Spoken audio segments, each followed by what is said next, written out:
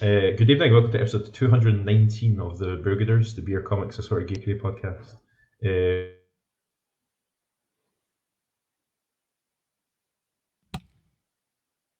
Jeff just muted himself. I'm here. I'm here. My mic keeps muted for some reason. To my right, this side, with the stolen banner / apparently they left it. So the rescued banner is Stu. Hello. Down below me is John, Mr. John Bruce, and on the bottom right, but not as far away. Remember, like, it doesn't work if there's like 4 of us. is back by popular demand is Mr. Colin Maxwell. Hiya, folks. How's everyone doing? We all okay? Yeah, we're good. Yeah, good. All right. We'll tell you after the match tomorrow. What's talking to? Which one? Sami Zayn and Finn Balor, or Drew McIntyre and Sheamus? So me and Stu were talking about this before. There's a big wrestling show happening in the Hydro tomorrow night, and then another big show happening in the Hydro on the Saturday night. The WWE are in town in Glasgow, but you can buy really cheap tickets to the show tomorrow night because I think obviously the WWE booked the Hydro a year ago or whatever, and hadn't factored in the fact that the biggest football game that Scotland have been in a generation is happening at exactly the same time. So you can walk into the Hydro for 50 quid and see some of the best wrestlers in the world tomorrow night. So all on Ticketmaster, like, fucking hell, how do we get the tickets? So but yeah, tomorrow night is going to be a bit of a bum clincher, isn't it? I think how quickly will Scotland lose 4-0? So, John's like, I don't care about football. That's all. I've no idea what you're talking about, to be honest. Who's they playing? Honestly, who's they playing? Oh, Scotland are playing Germany in the opening match of Euro 2024. See? Nah. Yeah. Nothing. Wow, I don't know how you've managed to avoid that at all. Yeah, you watch. I imagine, like, I don't want to make generalizations about your job, but I imagine I would have thought Amazon would be making quite a big deal about it as part of their ability to keep the workforce subservient. Well, let's just put it like, yeah, I don't talk to anyone, so it's fine. Just keep them off. I thought there would have been an upsurge in Scotland football merchandise in the last few weeks, because I couldn't get a Scotland flag in Poundland the other day, but they had them a few days earlier. Yeah. See all the buttoning up in the street. There's loads of guys in my street that have got like saltire buttoning and stuff up. So yeah. Yeah, and I see you got your 67 top on there. Yeah. Why is it 67, Colin? Do you know why? John's like, what's that? Is that your age? Yes. 67. That's a disappointing sexual move. Yes. It's the year that Scotland beat the world champions. Yep. Yeah. Good to go. England won the World Cup in 1966, which I also quite surprised. I don't believe. I've never heard that before. If you didn't know, if you did get reminded every time you switched on Match of the Day this time of year, yeah, England won their one and only World Cup in 1966, and then the next year they played Scotland and we beat them. So I'm doing that thing where I take credit for something that happened, like all sports, all sports fans. I don't remember personally being there, but yeah, I'll take credit for it as well. Overusing the phrase we beat them. We beat the English in 1967. I wasn't there. I wasn't born for another 20 years, but you know. Are you using it like the Queen Elizabeth used to use we, and it was you actually mean you beat them personally? It's just tribalism, isn't it? It's just like how football works. Just tribalism. One versus 11. Yeah. So that's cool. I can tick off the bit on our thing that says Euro 2024. That's Anna asking if you can bet against Scotland tomorrow at the gambling houses. Yes, you can. You could absolutely go and bet on Scotland if you want to. I have no idea what the odds are. But yeah, quite easily you could bet on against Scotland. I think you would. I think you would have to like fold your betting slip over. If you went to the bookies, you'd have to fold the betting slip over and tuck it over quietly so that the guy doesn't like shout to like the room that you're a turncoat. But yeah.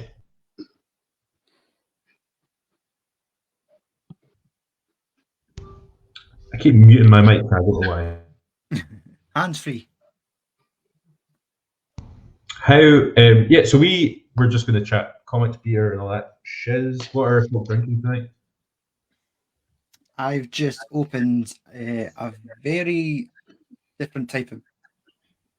Not going to focus, is it? It is Cosmic Snowball. Cosmic Snowball. 7.6 Snowball Cocktail Sour from Pastor, Vault City, and Bruiser. I was going to ask if that was a Vault City number. That sounds like it was part of like Vault their City. Christmas box where it was a bunch of collaborations. So I was going to just pour it into my glass. Ah, that's a beautiful glass. Yeah. I've got 10 of them. I'll get to it later on, but me and Stu were working at Dundee Brewfest last week, and one of my favourite aspects of the whole convention that I didn't even really consider was our table was quite close to the venue's toilet, which at first I thought would maybe be an issue, in relation to like smells and stuff, but it wasn't. We were far enough away from the toilet. we were far enough away from the toilet, and the toilets are clean and well kept enough that it wasn't an issue anyway. However, and it was also good because it meant everybody had to come past our table and chat to us, but also folk kept putting their glasses down on our table and then forgetting they were there. So when we were packing up at the end of the night, I genuinely had a pile of like that many Dundee Brew. I was like, that'll do for the new flat. I've got loads of them. It's great. How is your beer, Stu? It smells very funky. It's not like a Clerk Snowball, is it? I hope not. It's very, very tart. You can see your cheeks have developed a little bit of colour in the last 7 seconds, man. Instantly flushed. Me, not the drink.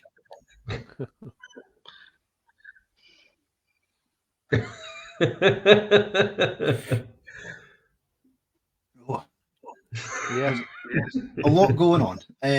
Snowball cocktail sour fermented with our fresh sour mix culture and conditioned on lemons, limes, apples, and vanilla. So that's where that zestiness comes from. sounds like you could put some salt on your chips and maybe some of that as well, and it'd be okay. Exactly. Yeah. Wow. Yeah. What have you opened up, Colin? Nothing special. It's Memphis Boulevard, which is Aldi's Elvis juice. Yeah. 6.5% grapefruit infused IPA. I quite like it. It's cheap and cheerful, and I do like the grapefruity flavour. It's a good beer. Elvis juice is a good beer anyway, I think. Yeah. I think Aldi really went out their way to like, right, folk don't like Brewdog at the moment for various reasons. So we'll just do cheaper copies of their beer. I like their anti-establishment stuff. Really good. I've got several of those in the fridge. They do a lager, they do their IPA, their punk anti-establishment IPA, and another one. I think there's another version of that that's got some kind of flavour. Guava, I think it is. Yeah, they've got the anti-establishment guava. And they're pretty good. They're probably brewed by William Brothers, I think. Yeah. They do a lot of the beers for Aldi, I think. And it's decent enough, and it's cheap and cheerful, and 6.5%. Yeah, can't create it wrong. Yeah, I'm drinking a Northern Monk apple strudel with custard pale ale. It's good. This was a gift. Do you want ice cream with that? It's really nice. I like vanilla in a beer, and that's like the overarching taste is that custardy vanilla. It's cakey. It's lovely. Actually, it's really nice. We've saved up the funkiest beers for when Andrew's not here. Yeah, for Andrew's like he's not here, so we can all just like bring in like. I'm a big fan of Northern Monk, obviously. As frequenters of Thought Bubble, there's usually a Northern Monk or two on the go. Anyway, because they're kind of like the comic fans' favorite beer if you live in like the north of the UK. So yeah, it was cool. As I say, I got this as a gift, and was just like, oh, wow. Amazing. I love Northern Monk. So yeah, drinking it in my beautiful big swally glass. So yeah, John, what variation of Iron Brew are you drinking? No Iron Brew tonight on the Bars Lemonade Classic. Simple, stylish. Amazing. So yeah, Colin, thanks for coming and joining us. You've had like a mad month in comics. So when you said that you would be up for coming on, I was like, that's amazing. The Dunfermline comics do really well, isn't it? Aye, so when that came out, 3 weeks ago or something? Yeah, and it's been doing very well. First time I've sold triple figure sort of comics in a single day. Amazing. Awesome. And then almost the same again the following weekend. So it's been going very well. And it is Little Shop of Heroes best-selling book this month. Nice. Does it get like a little podium in the shop? A podium, yeah. Just like a little stand, like this month's bestseller. Yeah. I don't know if they do that. No, because they're sold out, so they don't have one to put on the podium. Oh, even better. Aye, so that was mega busy. So yeah, but not want to be to rest on my laurels. The weekend just passed. I went away to Ireland to the Enniskillen Comic Fest, which was quite a do. I saw I was going to ask you. I've got loads of questions about it because you sent your pictures and stuff. What's the venue? Is the venue because it does? Is a multiple venue? Venue is the church hall of St. Macartan's Cathedral. So it is literally a church hall. It's got a fancy church hall. It's big and it's got lots of sections, so lots of rooms all joined together. And a big car park. So they obviously have lots of people going to events and things there. So it's quite decent. I think it take over 3 rooms, one kind of main hall, a smaller one for creators and things, and then they had a yet smaller room for an exhibition of artwork. Yeah, not a massive place. I mean, it's not like Acme Comic Con. It's smaller than most Comic Cons, I would say, but very focused, very much on kind of British and Irish comics. Well, it says on their banner, it's all about comics. It's all about the comics, and there's the hall. Quite a nice church hall. The actual cathedral's further up the road. It's an old, kind of several 100-year-old cathedral, and that's the pub. That's not the hall.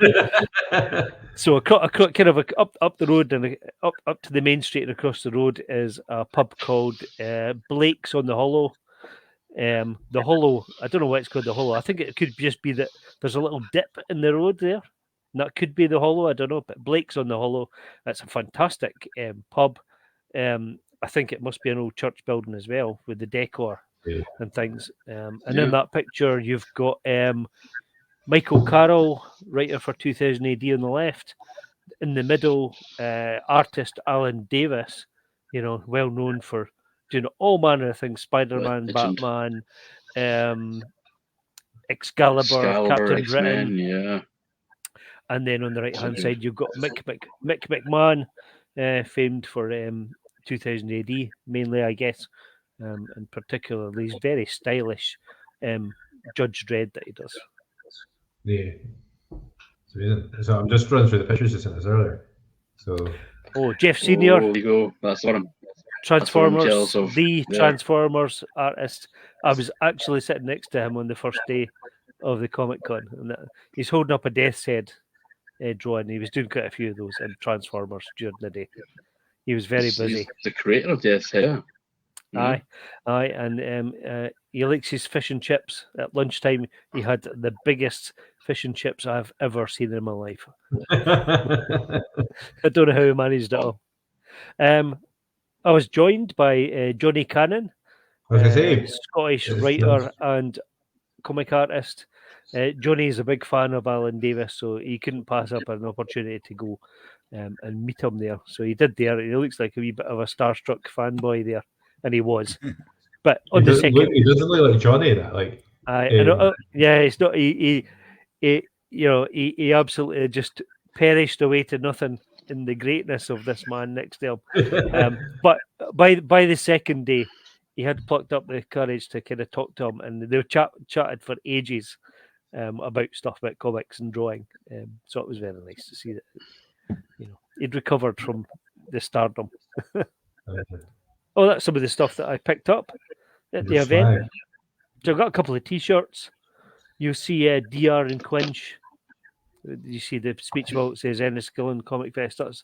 So they do these themed T-shirts, and they usually get a renowned artist to do the artwork for it. So that was this year's T-shirt for the event. Top left is our 2019 T-shirt with Carlos Esquerra artwork on it. So I picked up one of them as well. Nice. There's my Dreadhead that I got from Mick McMahon, which I've got here. It's a bit hard to see top right there, but Garth Ennis did a war book, I think it was last year or the year before, called The Lion and the Eagle, and the artist was PJ Holden. So PJ was there, Paul Holden, and I do have the artwork here, but you're not sure. It's all right. It's hard to see because of the contrast. Pencil sketch of one of the characters from that book, and I got Mike Collins to do this. This is a character called Police Sergeant Eric Rowe. He's not yet been seen in a comic, but he is going to be appearing in a Commando comic fairly soon, written by myself and drawn by Mike Collins. Really exciting. And then there's a few books there that I got as well. Picked up at the event. The one that I really wanted was this one called Splank. So Splank is a kind of humor title. It's quite a large, it's kind of a big annual sort of sized book. So loads of kind of humor comics. And I particularly wanted this. I knew about it beforehand, but there is a story in it called The King's Reach Commandos. So a wartime story. But it is written by Paul Trimble, and Paul is the person behind Enniskillen Comic Fest. So the person who runs the event, organise it.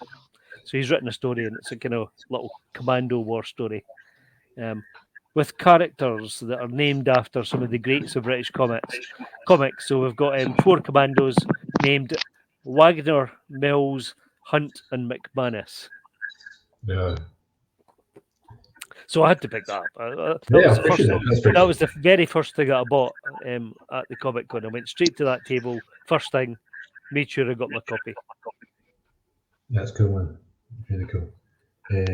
Yeah, how did you get there? Did you fly or did you drive? Or Aye, so flew. That's I better charge then. Wow. I've lost track of where we were. How did you get there? Oh, right. We talked about going. We talked about going. It was one of the ones. Aye. Obviously, we thought, well, we're maybe not going to go to Thought Bubble the next year. What about Lakes? What about Enniskillen? And now we're all just going to Thought Bubble. So I flew from Edinburgh to Belfast. I was accompanied by Phil Vaughan, who used to teach on the comics courses in Dundee. So Phil was on the same flight. So we were both staying in Belfast on the Friday night before we moved on to Enniskillen the next morning. And then we caught the bus, which was over a 2-hour journey on the bus to Enniskillen, quite a distance across country, through landscape of green fields and cows. That's pretty much all there was. So at least I had somebody for the journey across there. But it was a long trip, and we didn't get there till about back of 11, where the show had started about an hour earlier, I think. Yeah. Then we stayed in Enniskillen that night, and then I came back the next day. Just retracing my route. So it was quite a journey, and quite an expense to get there, but it was great fun, I have to say. Very focused comics event. Loads of great guests, as you've seen there already. Superbly organised. Lots of people, a big mix of people that were comic fans that had travelled quite far because of the kind of names that were there, but also because the event was free. Loads of people came in because it wasn't really costing anything. So you got loads of families coming in, kids coming in, everybody really. Some people that didn't even know it was a comic convention, just were out of interest, came in to see what was on. That's welcoming. Yeah, so would you go back? Was that your first time there? First time there. It's up there with Lawless. Yeah. I mean, Lawless is, the Bristol-based Comic Con, very much focused on British, mostly 2000 AD comics. So it was a kind of akin to that. Difference is, Lawless is relatively expensive to go to, for a Comic Con, whereas Enniskillen's free. The tables are not terribly expensive either. We know it's something like 60 quid for the weekend if you buy a table to sell your stuff. They have good social events at night in the pub. There was free food. The Guinness was flowing, and we're just hanging out. Comic creators, fans, that sort of thing.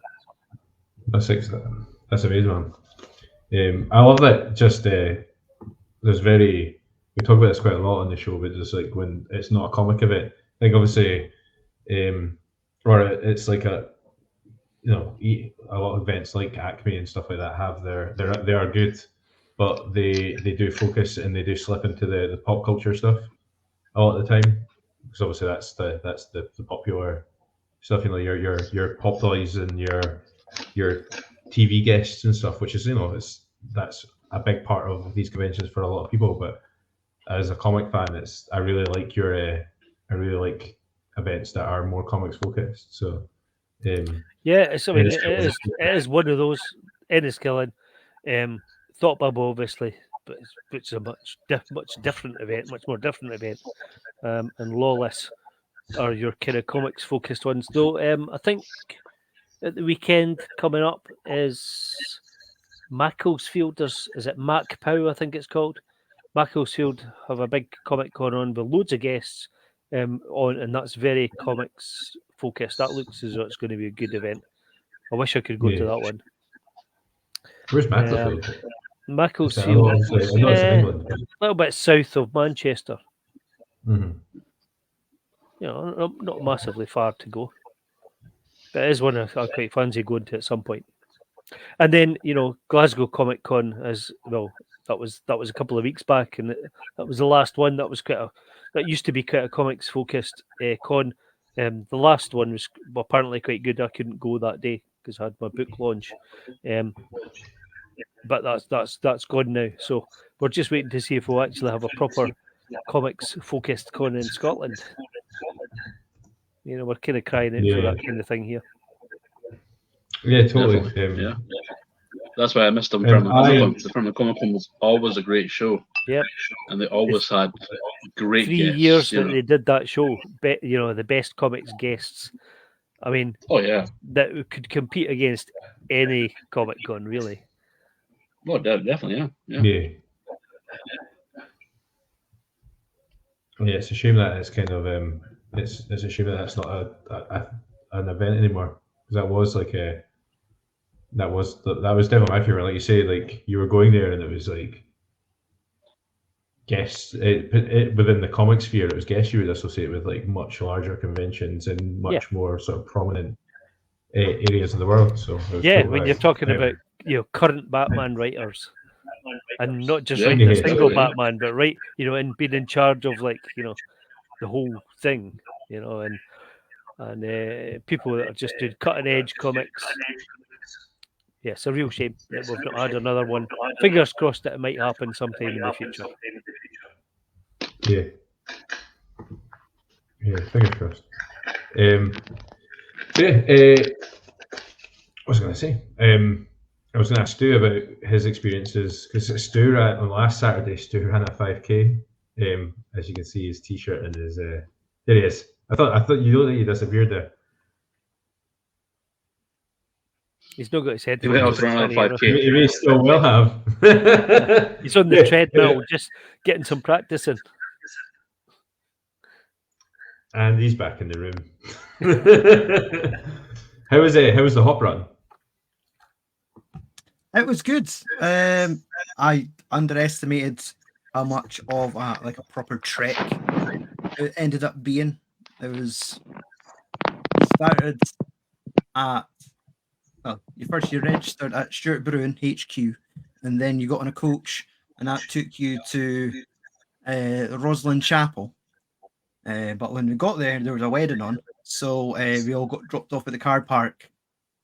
So we didn't actually get to start from the chapel. We started from the car park and then into the Glen, the Roslyn Glen.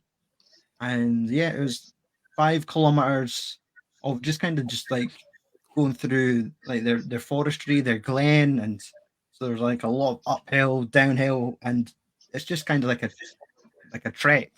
There's no proper path. There was a lot of single file sort of jogging going on. It was just like trying to overtake in cars. You were waiting for a space to quickly cut around someone and get ahead. Like really muddy. Jogging along. There's streams. There's volunteers. Whenever there's a volunteer, they're normally there to tell you, right, this bit of path is quite rocky. Be careful you don't fall down this hill. They're just there to make sure you didn't die. But no, it was really good. And then towards the end, you have to run through like a bush that like hedges that go over your head. So I assume when they were doing the map, they realised they had to get back to the brewery and there wasn't a path. So they're like, just run through these hedges and then you'll be back at the finish line. And when you got there, you got handed a medal. It's hanging up there. And then a bottle of, it was like Kai their IPA. And just cracked it open, had a drink. It was brilliant. I was exhausted. But no, I would probably definitely do it again. Yeah, it certainly is one of the ones. Is it Stuart that ran it? Yeah, did we say that? It's like it's a group called Dirty Events. So I think they kind of go for the more nature focus. Like you're going to get muddy doing these sort of runs.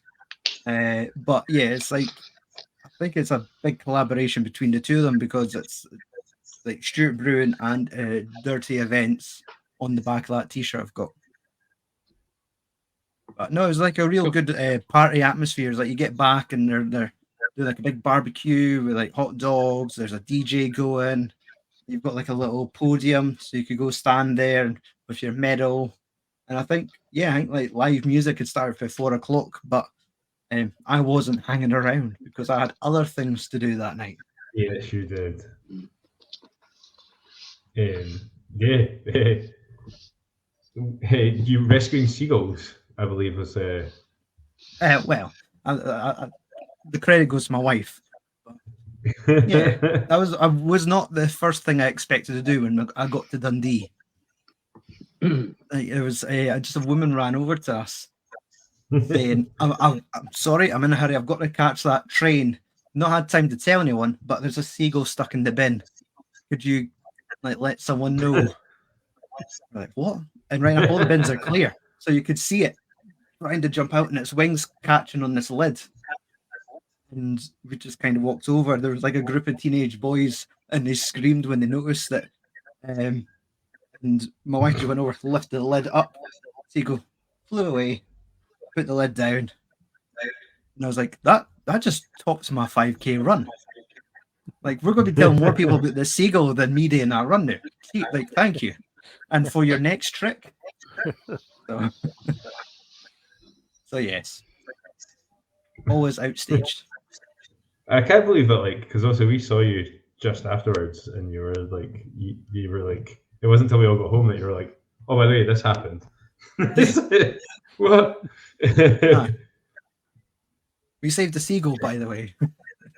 Yeah. I wonder how often that actually happens with like those big bins and seagulls being pocky gets. Like, of course, they're going to climb in a bin if there's like a poke of chips at the bottom. Yeah, exactly. So I'm trying to buy tickets to the wrestling and run a podcast at the same time, and it's not working. Like, tell me about the fucking seagull for 5 minutes. Yes, so yeah, we did a Glasgow Brewfest. We got invited earlier in the year, and I think we were all kind of talking about it last week. It kind of crept up on us. All of a sudden, it was like, oh wait, Dundee. Yeah. What did I say? Glasgow. I don't know what I'm talking about. They're going to shoot me down. Oh my goodness! Must have been a very good night. No. It was great. So yeah, we got invited along.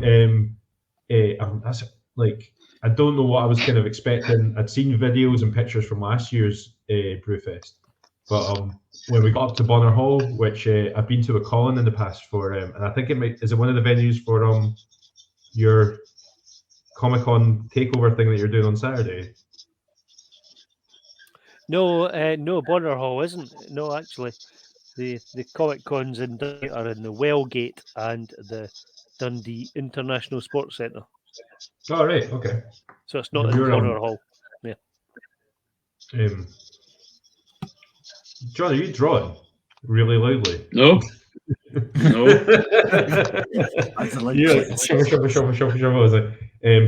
Yeah.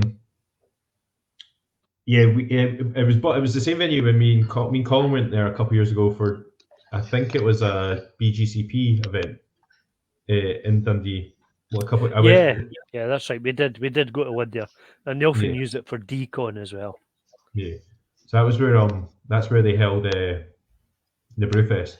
So but really quite a cool wee setup. Also, me and Stu went to the Big Swally.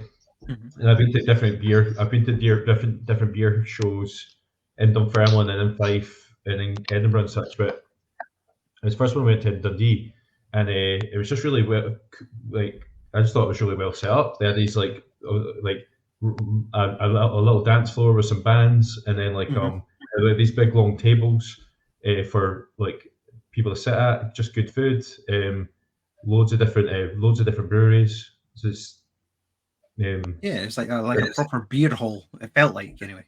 Yeah, just they did have that kind of German beer hall vibe. You know, say the big long tables and stuff. So this representation from some really awesome breweries. A couple of breweries I hadn't heard of. I was annoyingly not drinking because I was driving. But I had when I got there, I was welcomed by Andrew. Went off and brought me a 71 lager, which he was just like, yeah, you can have a couple. So I had that, and that was awesome. The best beer I've ever tasted. We had a bit of a stressful morning getting to Dundee, so we finally got there and sitting down with a pint.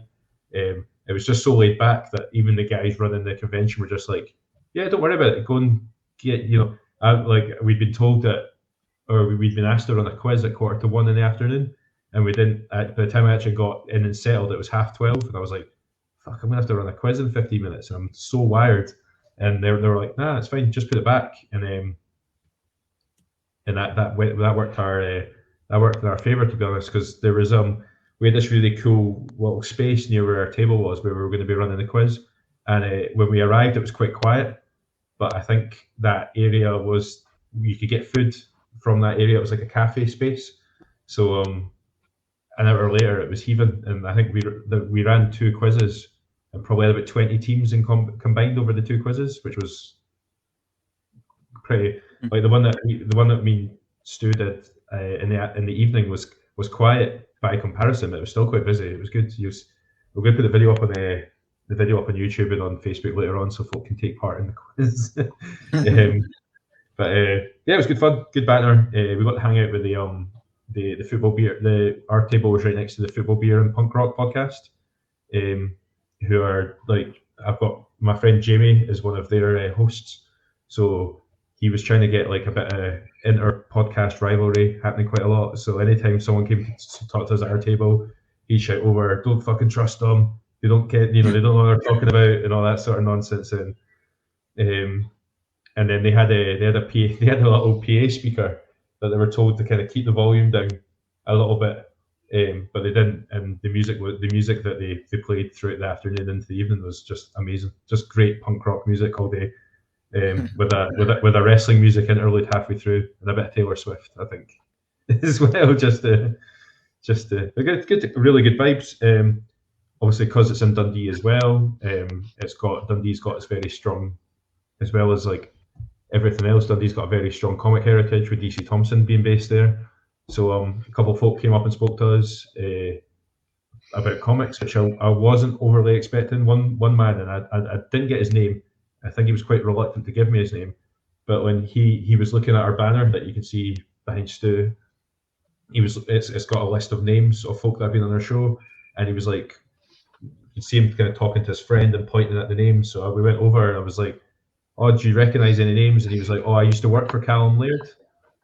And through conversation, this guy drew covers, or he drew a number of covers for Commando in the 80s, which was really cool. So I was chatting to him. He was talked about Callum Laird. He was like, he knew Steve McManus. He was like, I was in the same circles as Steve McManus very briefly.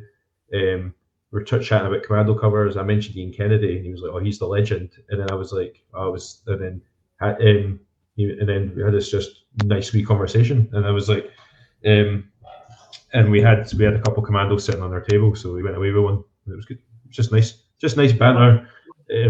So yeah, I was quite interested. We have that kind of running joke. Also, we do a lot of pub quizzes. So I wrote what I thought was quite an easy quiz, and actually, it's quite like I think it became quite apparent that pub quiz questions are only easy if you know the answer, effectively, aren't they? Like so. Oh yeah. So I did 10 beer themed questions, 10 football questions, and then 10 comic questions, and that seemed to go down quite well. Five of the questions were about DC Thomson specifically, and I think those were the only questions that everyone got right. So it's quite, Dundee takes its comic heritage quite strongly, I think. Apart from, here's the question, John, see if you can get this one. I know Colin knew the answer, and Stu knows it because he was at the quiz. What is the name of the town that Dennis the Menace and that live in? Dennis the Menace. Beano Town? Yeah, exactly. Yay. There's a couple of times I would say like the answer is Beano Town, and you can see folk that that when folk are like going over questions together. Seriously, is that Beano Town? Yeah. Yeah, it's Beano Town. Is it seriously Beano Town? Yeah. I just made that up. I have no idea what the answer was. It's Beano Town. That's ridiculous. But but that was it. That was reaction. So I was like, the answer is Beano Town, and folk going, "Oh," and all that sort of stuff. Like, I'm a genius. A couple of folk that forgot Desperate Dan's name, and then I actually heard one woman go, "He's over there," like really angrily, kind of pointing in the direction of the general direction of the Desperate Dan statue, just to that direction in Dundee, which was quite funny. We had a Brewgooders team in the first quiz that was made up of our fans and fringe members of the group. So Tom and Anna formed a team for the first quiz, and I'm happy to say that they came last of all 12 teams in the first, with 19.5 out of 30. It was like I was both pleased and quite disappointed at the same time. It's like and then Tom wrote a question for the second quiz that he was really proud of, which is, let's see if we get this Anna saying those football questions were shit. The football questions were questions like, what is the name of Rangers football stadium? It's like, it's trying to keep them easy. But we fired a question into the new. Who is older, Gary Oldman or Gary Newman? Oh. Go on, John. That's a John Gary question. Newman. I would say Gary Newman. Yeah. Gary Newman's older by about 2 weeks. Oh, really? Is that all? It's like really tight. It's like 11 days or something. I thought it would be at least 5 years, but there you go. No, it's like 11 days or something. Jeez. So yeah. So and I'm trying. What else happened at Glasgow BrewCon? That was good fun. I follow a girl on Instagram called the Glasgow Beer Girl. So and she was there and hung around with us, and turned out that she used to be a wrestler back in the day. So when she found out that I also dabbled a little bit in wrestling, she challenged me, and we locked up in the hall for a wee while. Which is weird. Like she was just like, right, come on, let's do it. Blacked out. Well, yeah. But she's really tall and quite intimidating, so I was like, okay. It's like totally. She's getting good banter. And Hope has agreed to come on the podcast. She also works with St Andrews Brewing as one of their publicists. So said that they're going to get us on the show. Is it St Andrews? It's the other one. It's the other one. Not that California beer company. Yeah, that one. That's who she works for. So she says that she's going to try and get them. She's going to come on, at least just her, but try and get the brewery to come on as well. And the guys at St Andrews said that they'd like to either us go up and visit, or they'll come on and send us beer beforehand. And it's just nice when you just chat to breweries and they're like, yeah, we'd love to get involved. The other podcasts want to do something with us. I think Danny, the guy, one of their main host, was like, yeah, I want to do something. I don't know what that would be. He's like, it would be good to do something like, because obviously their whole thing's football. So they were like, obviously me and Andrew and Tom do the odd football podcast. So he was like, they're like, we should do something. Don't know what that would be, but let's meet up for a drink and throw ideas against a board and see what sticks. So it'd be good fun. Just nice. It's one of those kind of events. So yeah. Well, guys, I think I'm going to drop out at the stage, but I might come back in next week, since Andrew and I are off to Dundee. Oh yeah, the Battle of the Comic Cons. Battle of the Comic Cons. Oh yeah. So we're gonna check out the 2 Comic Cons on Saturday, and maybe catch a beer or 2 on the way. No, so I might come back next week and talk about those. That would be amazing. See who wins out of the 2 Comic Cons in Dundee this Saturday. I've got my. I think I know who's going to win, but it'll be interesting to see what that actually looks like on the ground. So. Right, we'll try and get some pictures or some video from them as well. Mm-hmm. All right. Cool. So cheers. Thanks for having me on, and catch easy, up with you again. Cheers. Bye, guys. See you, man. What a nice man. Eh? He's a great guy. He's always got exciting shit happening as well. I was totally devastated a couple of years ago. It was almost 2 years ago now, and actually, when he first said he wasn't going to be on the Brewgooders anymore, and I got really upset, and he took me aside at Acme when we were all working the table at Acme, and me and him just stood for about 20 minutes on the convention floor. It was a really odd situation where he was just basically like telling me everything was okay, and he still loved me. It's not you, it's me. But then I've seen the success he continues to have in comics, Colin. Like he's also totally understated, but he's doing all that work with DC Thomson. The Dunfermline story is such a big undertaking, and there's a new Glasgow story that's coming up as well that he was talking about. Yeah, it's just unbelievable all the different stuff he's got going on. But then and stay tuned, because he's got more exciting stuff that he's great. Like, I obviously go to the pub with him fairly frequently. I've not been to him in a wee while, but usually when he comes to the pub, he has that thing where it's like he's got an idea and you're like, oh, that sounds really cool, Colin, and then 2 years later it happens and it's massive and you're like fair play. Good.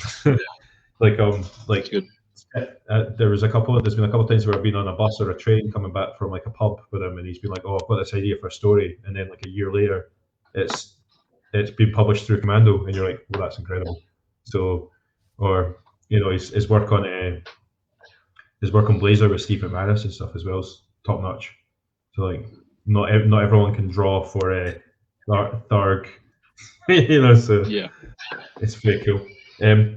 Right, what have you guys been geeking on this week? Do you guys want to take over and do some sort of geekery while I drop out for a second? Yeah, sure. Yeah. Right. John, do you like video games? No. No. Oh, I hate football, video games, wrestling, drinking, women. No, I'm kidding. I don't play video games. I like to play them, but I'm not good at them. Okay. My last console is a PS2. Put it that way. That's my last console. I mean, there's a Wii in the house, but then every house has a Wii, so Yeah, somewhere. Mine's in the attic. Well, maybe you might be familiar with the game. I've got two sets of game things to talk about. One of them was on the Amiga. Yeah. Okay. Mm-hmm. I've been playing Monkey Island. Okay. Whilst not on the Amiga, it was remade for the Xbox 360, but you could play it with the Amiga graphics. So I've been playing that for the last few weeks, and just a lot of fun. It's a point-and-click adventure. I think back in the day, when it was on the Amiga, it came in form of 8 floppy disks. Jeez. Yes. Yeah. So depending, I never had anything like that. No, we had a Commodore 64, so that was all cassette tapes. But yes, yeah, I think it was my cousin that had the Amiga. But I think whenever you went to a different island, you had to get the corresponding disc, pop out one floppy, pop in the other floppy, and then it will load. Wow. So I've been playing that, and it's great. I think I'm going to play through the series because that game was like 1991.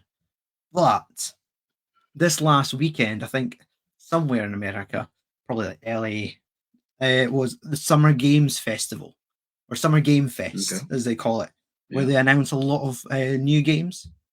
So I took note of some of the popular ones, some of the ones I find to be interesting.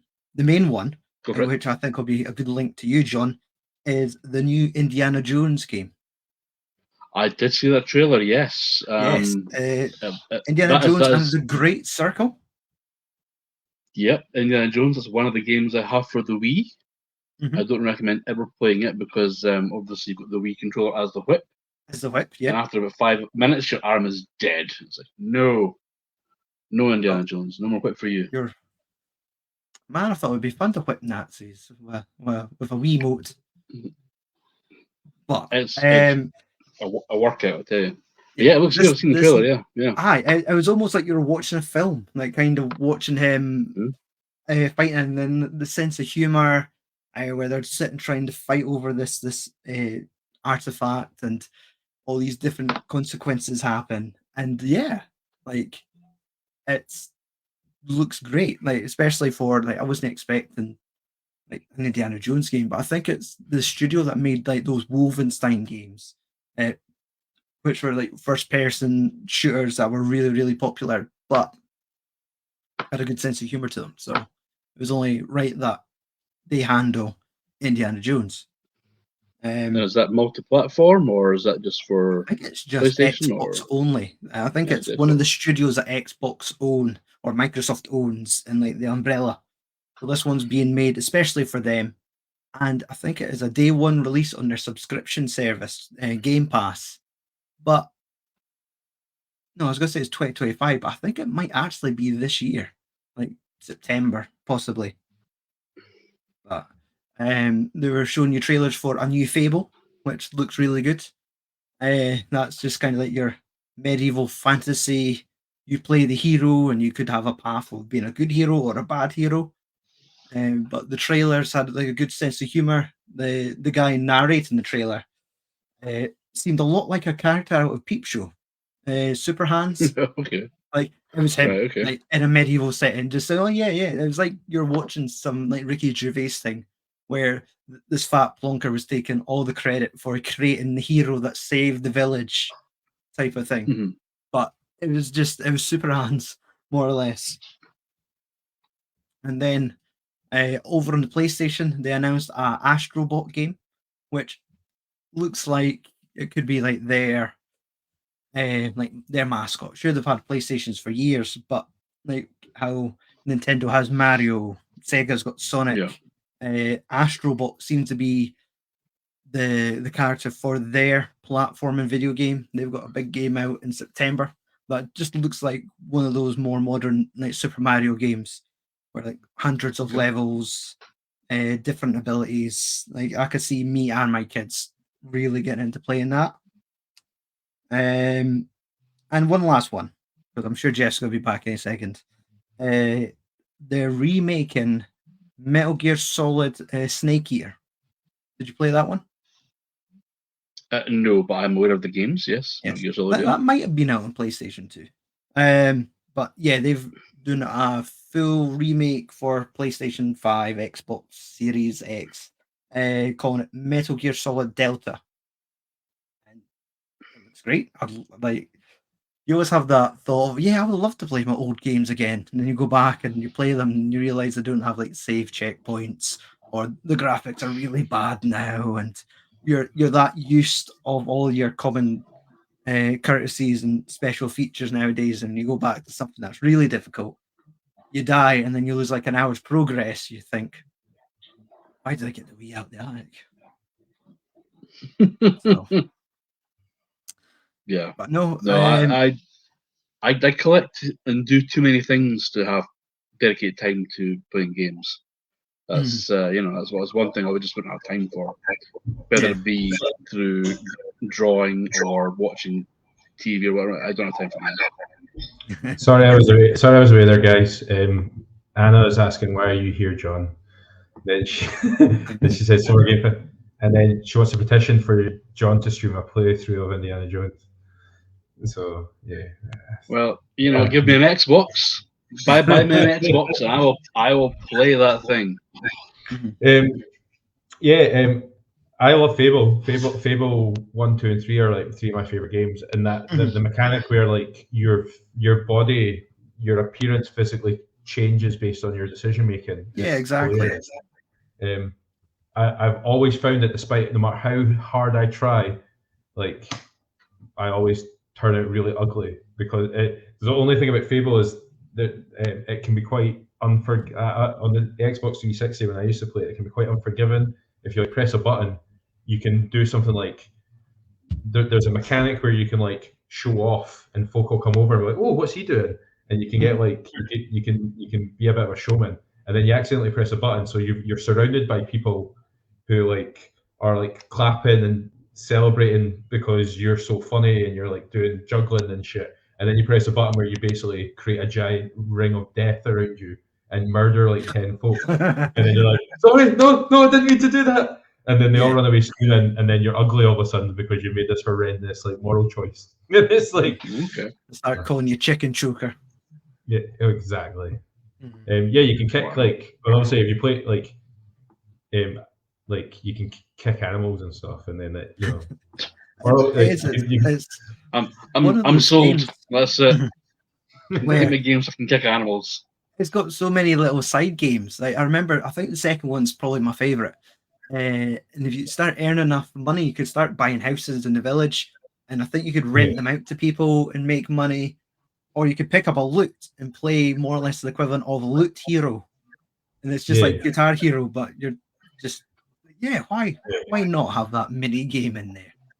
It's a fun game. Like it's always been a favorite of mine. I bought the when Fable 3 came out, you could buy like a special edition version of it, and it came in like a giant like leather-bound book. Oh, right. And with hidden coins and stuff in it, and it was really smart.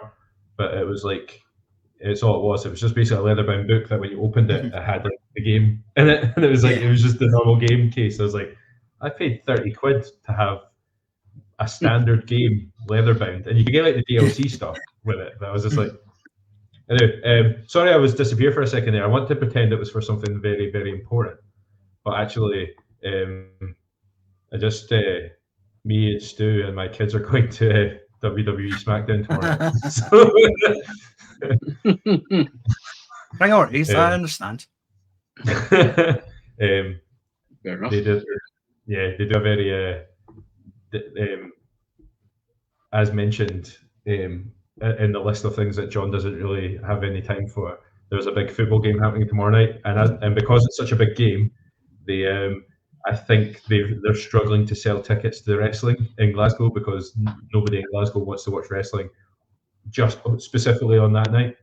So I managed to get like quite decent tickets for SmackDown. So get to see. I'm buzzing because I've never seen like Sami Zayn live before. He's like one of my. He's him and Finn Balor are like two of my favorites. I've not seen them live yet. So yeah, cool. Yeah, quite. I'm quite. Yeah, so we're buzzing for that.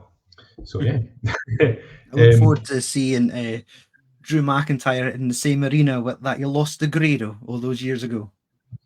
So Grado. Have you seen Grado's videos recently when he was Ali McCoist? He was like, that's Wakefield. Kind of a bit of Wakefield. So good. Very funny. I saw Drew. There was a video. Do you remember that Simpsons episode where Homer meets Billy Corgan of the Smashing Pumpkins? Mm-hmm. No, it's not. I've seen Drew McIntyre met Billy Corgan this week, and it's basically the same. It's the same clip. It's like he's shaking hands with it. He shakes hands with Homer, and he goes, "Billy Corgan, Smashing Pumpkins," and he goes, "Homer Simpson, smiling politely." It's like, and it's him and Drew McIntyre, so big massive wrestler, and it's like Drew McIntyre smiling politely as he's shaking Billy Corgan's hand. Oh wait, that's so funny. I think they were in the Hydro last night. It was Weezer and Smashing Pumpkins. Yeah. Mm-hmm. Wow. That'd been a good gig. Yeah. It would have been a good gig. This Anna saying she can't wait for CM Punk to make a surprise appearance after hiding in a bowl of haggis. I don't think he will because CM Punk's vegetarian, so I don't think he would hide in a bowl. I'd be really annoyed about being in there. I just imagine it like the gobbledygooker where it comes out the egg. Yeah. Totally, exactly. But I think he will do. It would be cool if CM Punk showed up last night, only just because we're now going to be there. So, I'm trying to think about geeky shit that's happened. This week's been a really odd one. I spent ages earlier today trying to see if I could get. They're like Cineworld are doing like a 1999 season just now, or is it just like cinemas in general? Yes. And that's been really cool. So like, I don't know. It's but yeah, they've got. I think they've had The Matrix. Yeah. I think American Pie's coming on for its 25th anniversary. So yeah, that's it's called the 1999 season, which I think is why I saw episode 1 a couple months ago. And I think that was part of that. That was 1999 as well. 1999, I think, was just an insane year for movies, to be honest. I think if you look at it, it seems to have been like a. I listened to a couple of podcasts, and they always 1999 is one of the years they tout as being like what a fucking year that was. Like just yeah, like a lot of genre-defining movies all sort of came out in the 1 year. All of them have immediately escaped my brain after saying that, but obviously The Matrix is one of the key ones. But they're doing the thing. Sorry, John. No, I'm just saying I was working in cinemas at the time, and it was The Matrix and The Phantom Menace, and yeah, it was all the big things. Yeah. Okay. They're doing you can see The Matrix in 4DX, which I think would be really cool. Of all the movies to see 4DX, I think Matrix would be one of them. So, definitely, yeah.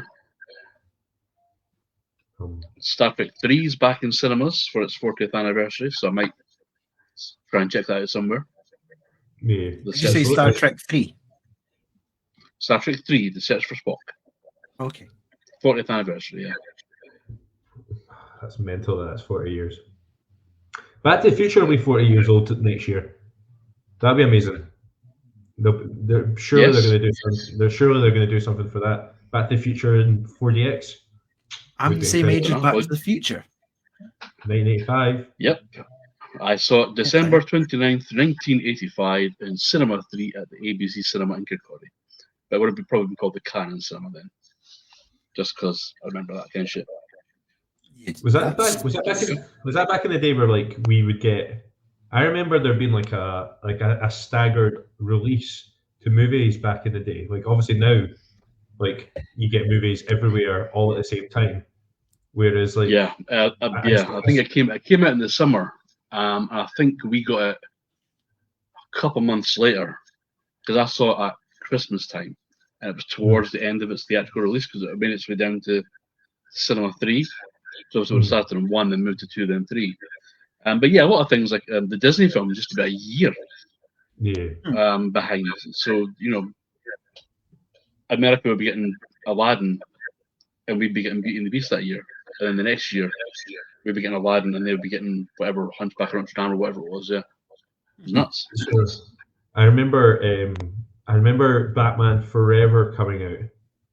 And we got that a couple of months after they had it in the States, and it was dial-up internet was just starting to become a thing at the same time, and I sort of remember like that being like I don't know, in my head canon there being conversation about like we need to bring out films internationally at the same time now because we now have because of like the advent of the internet now we now have the capacity for movies to be discussed and shared, whereas obviously like before then, like, you know, Back to the Future could come out in 1985 in the summer, and the plot and the spoiler aspects of that wouldn't cross there'd be no way for that to cross.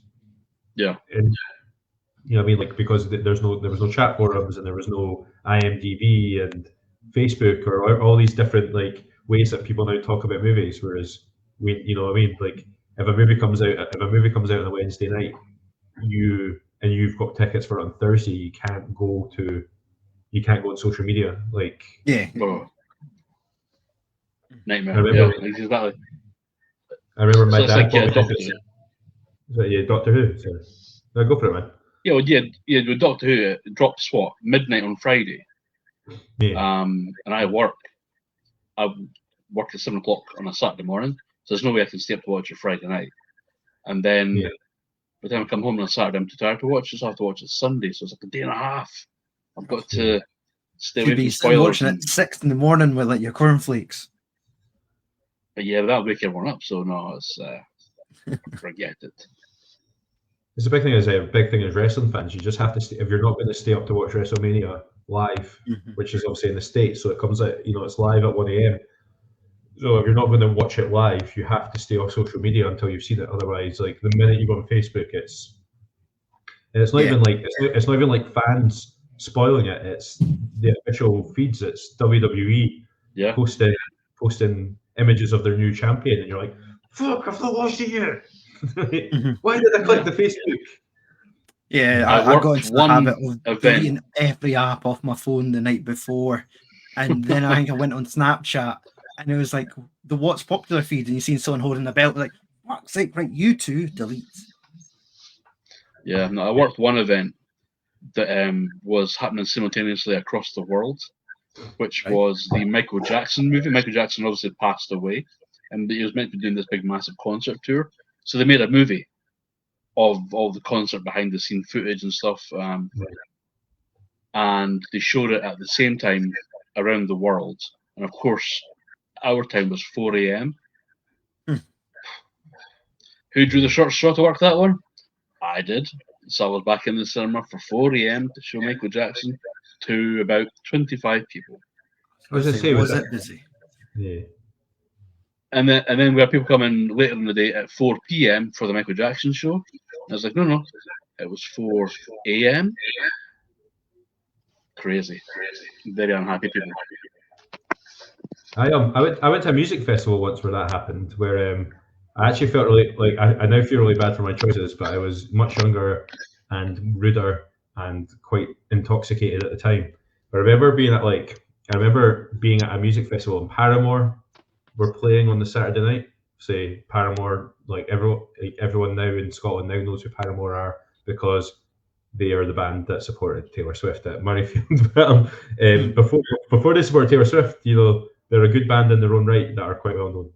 But I know Paramore, yeah. But I saw them on a Saturday night, and on the Sunday afternoon of the same festival, I was at a bar, and having watched Paramore and not being overly impressed, but also being quite drunk and being silly. But standing at a bar the next day, and a group of teenagers singing Paramore songs really loudly and clearly excited, and so one of my friends went over and went, did you see Paramore last night? What did you think? And they're like, oh no, we're here to see her tonight. It's like, we're here to see them tonight. And I was like, no, they were on last night. And apparently they'd been in like Leeds city centre, and some tout had sold them tickets to the Leeds festival and told them that Paramore was going to be there. And obviously they were, but they'd already been and gone. So these like really excited teenagers were all hanging around a music festival they'd all paid maybe 80 quid a ticket for to get to find out that the one band they wanted to see had already played. So obviously, like, I thought that was absolutely hilarious at the time, and actually it wasn't. It was actually really sad, and I was an asshole for laughing at them. Yeah, that's shocking. Shocking. I can't imagine showing up for when I worked in the cinema, I once accidentally let two people through for a film that wasn't due to start for like another half an hour. That was like the only mistake I ever remember making. It was Incredible Hulk, and I let a woman and her kid go through, and it was like the film was finishing up, so they went in just as Hulk started fighting Abomination, and then so they would have gone in, sat down, thought, oh, that's the film already started, and then 50 minutes later the film ended, and they came back through. They're like, yeah, that film's finished. I was like, I'm really sorry, and I just like basically like. It's like, you can go in, or I can give you tickets to any other film. I'll sort it. You can go see something else. But I was like, fucking, like, I was raging with myself.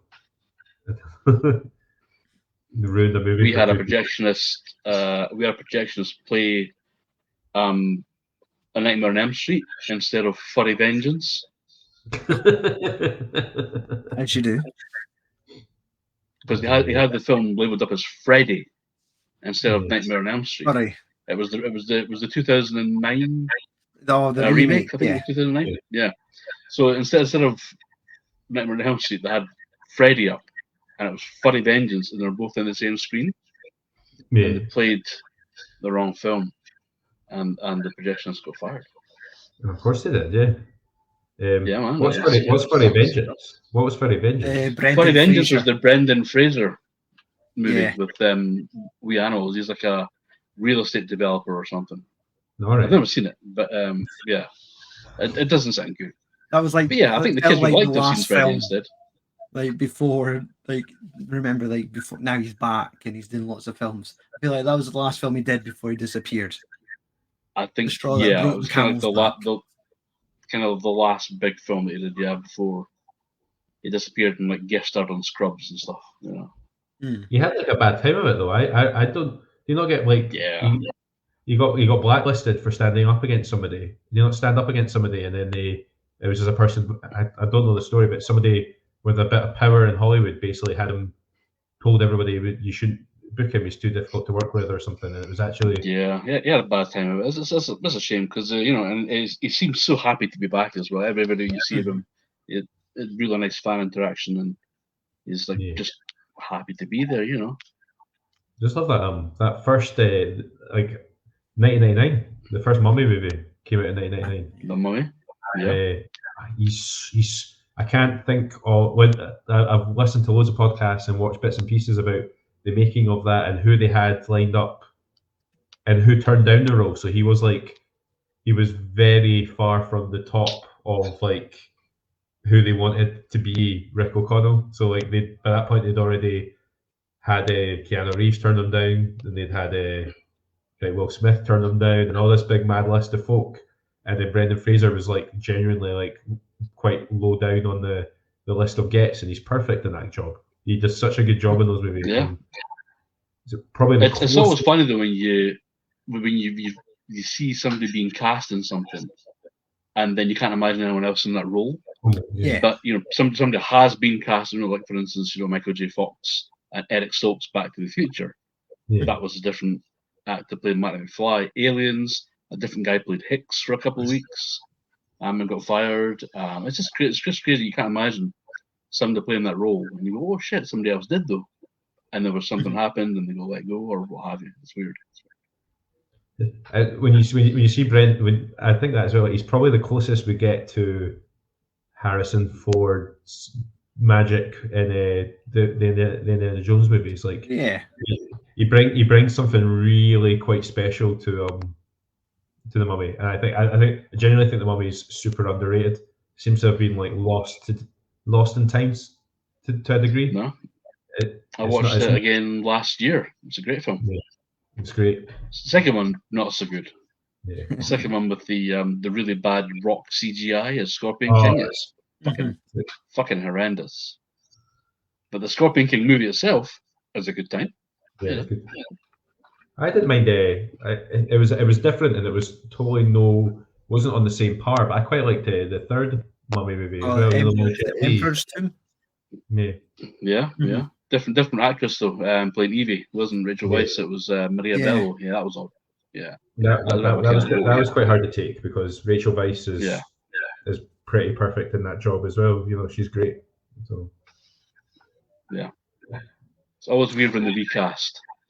Yeah, I was talking about folk then what could have been and stuff. I saw an interview with Will Smith where he's talking about like he was approached to play Neo and turned it down because he turned the role down because the pitch, the way it was. I'll find the link and put it up on the YouTube link on. But it's him basically saying like he got brought in by two Hollywood executives, sat him down to try and explain the Matrix to him, and they were like they just did a really shit job. So he was like, "Nah, I'll do Wild Wild West instead." And then he's like, "Oh, like when the Matrix came out, he was like, that's what I should, that was supposed to be me." When he saw I think they basically tried to explain. They basically tried to explain the bullet time sequences to him, but did a really bad job. And he was like, "That sounds rubbish. I'm not going to do it." and then obviously, yeah, it's incredible. That's Kellyanne saying Ripley wasn't supposed to be female in Alien originally. The part was written for a man. And everyone turned down Die Hard. About famously, wasn't it? It was like Bruce Willis was like again quite low down on the list, but they were like to the point that they thought the film was going to bomb. And then it's actually the fact that he isn't a big, heavy, scary. Yeah, it was like a TV star at that point, like Moonlighting or something. I think the thing with Die Hard's based on a book, and I believe the character of John McClane or the character of the main protagonist was a lead in another film, and it was Frank Sinatra played the character of John McClane. So Frank Sinatra had like first refusal. So yeah, that's a weird one. What movie that would have been with Frank Sinatra? Yeah, Picard. Can you imagine? Definitely sounds like a Christmas movie now. Yeah. The musical number. Right, explain to me, before we move away from Die Hard, explain to me, how does he work out that Alan Rickman is a terrorist? There's that scene where he bumps into him and he hasn't seen Hans Gruber's face. It's just not got to hand over a gun to any random, is he? A loaded gun to random. Yeah. I think that's what it is. Yeah, he's a really good detective. Yeah, and you just don't hand over a random gun to somebody you first meet. A loaded gun. There's the other bit that's amazing is when that comes up quite a lot in like these videos where they show like mistakes and stuff. Is the bit where like the van pulls in and then the ramp or the van drops and the terrorists get out and go and do their thing, and then later on the van comes out of down the same ramp, and you're like, those terrorists in that van would not have fit in that space. Like it's just not like like a clown car. Yeah. Yeah. That's amazing. Love it. Look, these clown cars are like just international terrorists get out. And just all these big, tall, blonde Nordic guys with machine guns barreling unfolding at the boot in that. You mentioned it very briefly. My only main bit of geekiness this week was probably this week's Doctor Who. I don't know if anyone watched that. I did. I got very excited. I got very excited about it. I'm going to a Regency ball. Did you? Yeah, I'm going to a Regency ball. You got excited. So, yeah, I got excited. Okay. No, not that. Don't be expecting to kiss random men at balls. That's what I'm saying. I'm telling you, is it Jonathan Groff? Is that his name? It is indeed, yes. If he's not there and doesn't stalk me, then I'll be gutted. Because you'll be gutted. That's what sold me on the whole idea of going to a Regency ball. That's it. I'm going to be snubbed by a handsome man. Yeah, that divided the internet, didn't it? Oh, it did. That was a little bit. Considering I liked a lot of the stuff. They're like, I can't believe the Doctor snogged another man. They're like, this is not the first American. This is not the first American British like you do know he kissed basically the exact same character he kissed him 20 years ago. Exactly. To the point that I think a lot of folk were thinking that Rogue, the new character that they introduced, was going to turn out that he was Jack Harkness. I think folk thought he was going to be and folk thought it was maybe we were going to get the John Barrowman. It would turn out John Barrowman could regenerate or something, and it was he was a Captain Jack, but he wasn't. It was just a completely new character, and I just thought it was a really good episode. I really enjoyed it. I liked the idea that the antagonists were cosplayers. That was cool. Like they were just time traveling cosplayers, time traveling alien cosplayers. I was like, that's just another fill-in episode for me, though. Another episode where you don't get the companion and the Doctor together for much of the episode again, which I find is very odd. This is our only season. And there's only 2 episodes left to go, and it's like, that's odd. Is it not, like we talked about this before, is it not because in order to get it out on time they had to do a lot of stuff scheduling. Sex Education was still filming. So. Yeah, so in some scenes the Doctor's wearing a fake moustache because his character in Sex Education doesn't have a moustache. Yeah. Which is weird. But it's because of the scheduling conflicts, but it's still pretty weird though. That's the only season. But yeah, Doctor Who, it was a bit of fun. I watched The Acolyte this week as well, the 3rd episode of The Acolyte. If you thought the first week was a snooze, this week was a complete snooze fest. And once again, the internet is divided. I didn't mind episodes 1 and 2. It's Star Wars. I didn't mind it. It's a bit slow, but it's intriguing enough to keep me watching. But yeah, episode 3 was a snooze fest. It was what seems to happen with the Star Wars shows is the first couple of episodes show promise, then there's a lull for a couple of episodes, and then it picks up for the last couple of episodes. I've generally found that with most of the Star Wars shows. Obi-Wan, Airbending Witches, yes, it was. It was just a boring episode. I didn't mind the witches. The type of show that would benefit from being binge watched rather than week to week. Yes, and it would benefit from not being crap. I always see the little clips and it's like, oh, that's the fella from the Squid Game series. Yes. Is that what it's from? Is that the guy? Yeah. That's the that's who he's from. Yeah. I feel like that's the only reason he's there. It's intriguing enough, but just that last episode there, yeah. So I reckon maybe 2 or 3 episodes at a time in binge watch, rather than wait a week and go, oh Jesus, okay, what's happening next week?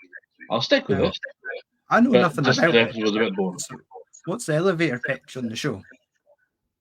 The Acolyte is set 100 years before the time of Skywalkers, so there's no Vaders or Skywalkers or anything like that. And basically, there's a bit of a mystery. There's assassin going around killing Jedis, and they're trying to figure out as to who the assassin is and why they're killing Jedis. You find out pretty much who the assassin is first episode, but there's kind of like a mysterious character in the background with a big red lightsaber. So we're trying to figure out who that is. That's the Master. So that's pretty much the elevator pitch. I did think okay. It was like I thought it was interesting what you said there about like that it does the pique interest and kind of dips a bit. So I did think the first 10 minutes had me kind of hooked when there's quite a decent Sith versus Jedi fight with the main character and Carrie-Anne Moss. So obviously Trinity from the Matrix is doing like. Yeah, it was like that's perfect casting. Trinity, Carrie-Anne Moss would play a great Jedi. I'm really glad she's in this program because she's a great actress and we know that she's a very physically able combatant and she has good presence and she's dead. Okay. Spoilers. Spoilers for the first 5 minutes of the show. Sorry. Yeah, spoilers. Hitman on Netflix is good and Rebus is great as well.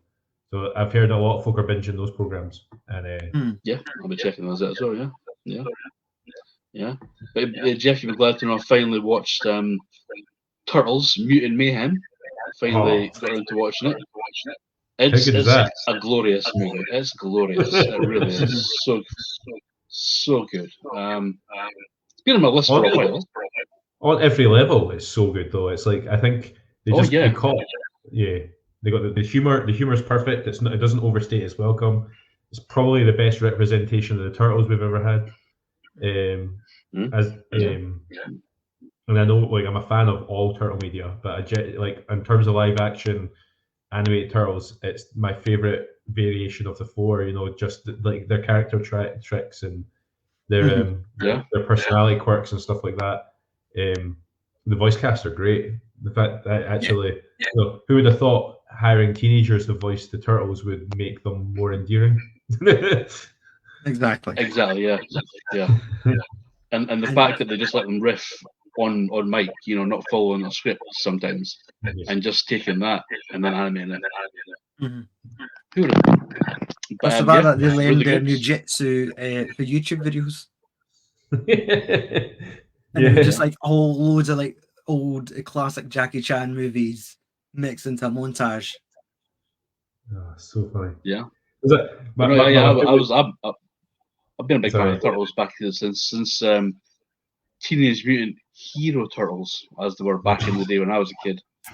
Yes. And with the kid, because ninjas are too violent.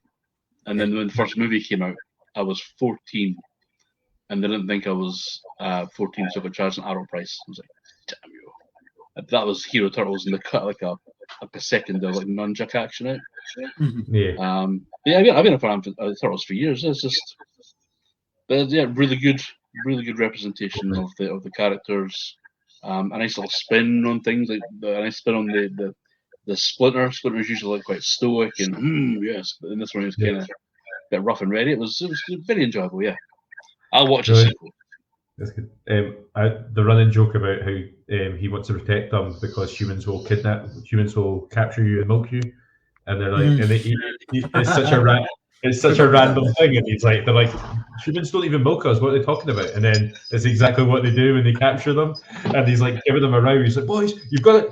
And what is this machine? And they're trying to like divert his attention because it's obviously a milking machine. They don't want him to be right. It's just very funny. I really enjoyed it.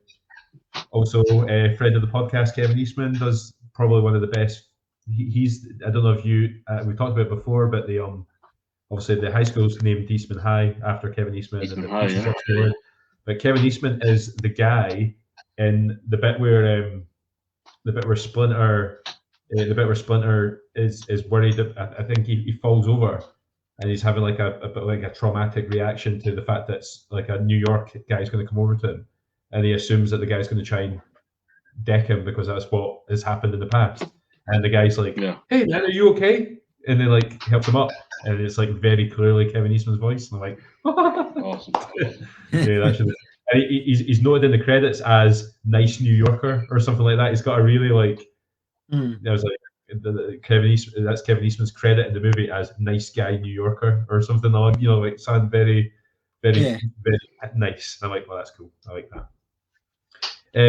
Yeah, I'm glad you saw Mutant Mayhem, and I really hope that we do a sequel because they alluded to one in the they did like a mid they did like a mid-credit tease. So yeah, that's good. Yeah. What are you guys up to this weekend? Obviously. What are you watching? Everyone's doing really cool stuff, and I'm working, so fair enough. The boys released their first 3 episodes today of season 4. Today, yeah. So I think I might catch an episode of that before I go to bed. That'll be very excited for that. They've announced the next season's the last. Yeah, season 5. Yeah. It's good. Well, I'll be watching Cheers tonight. Oh, good. Some classic Cheers. There's a new podcast. Ted Danson and Woody Harrelson are doing a new podcast. And they dropped the first episodes on YouTube. And the first guest was Will Arnett from Arrested Development and lots of Turtles films. Yeah. Jack Horseman. Lego Batman. Love those guys. Yeah, exactly. Yeah. So Will Arnett, great guest. It's a great podcast. So if you've got an hour to spare, listen to it on Spotify or watch it on YouTube. It got me in the mood to watch some Cheers. So Paramount Plus has Cheers. I have my big box set of Cheers, so 1 to 2 will catch up. That's Kellyanne saying that she's going to watch the Scotland game on a big TV screen in an outdoor Riverside outdoor screen, which I think is what everyone's doing tomorrow night.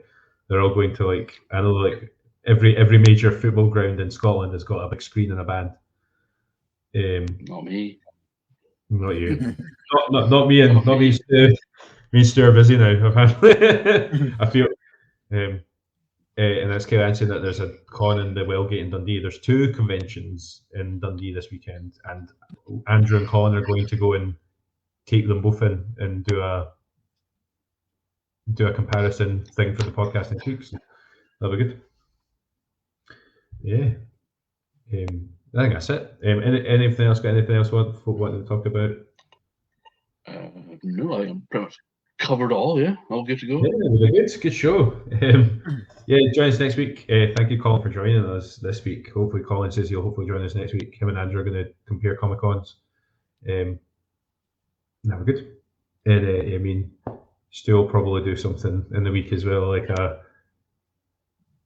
talking about our SmackDown reaction to this weekend's wrestling, maybe. Yeah, totally. So whatever you do, I hope you have a good time, guys. And everyone stays safe, and cheers and all that jazz. Cheers. Take care.